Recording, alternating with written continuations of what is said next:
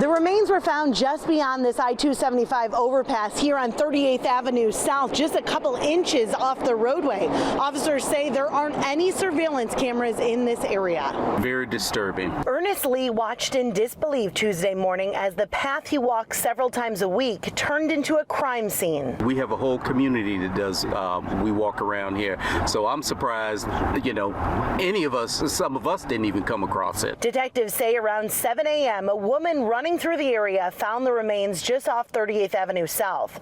The woman told police she jogs in the area often, but did not see anything suspicious during her previous run in the same area over the weekend. Although we are in the center of the city, it occurred in a pocket where it's pretty hard to determine if anyone saw anything at all. Officers say it's too early to determine the age, gender, or race of the remains, or how the head ended up on the side of a well-traveled road. And that's why it's pretty bizarre, and we're asking the public that if they saw anything or were around this area in the last several days to give us a call. The area is used by a lot of drivers to connect to busy 34th Street South, so nearby residents hope someone saw something that could lead to an arrest. Yeah, this is close to home. This is real. Officers spent several hours combing through this wooded area, but tell us they were unable to find the rest of the body. If you have any information, they're urging you to call detectives at the St. Pete Police Department.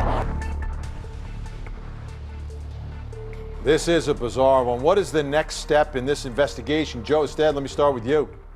Yeah, the first thing I would try to do is to identify that body.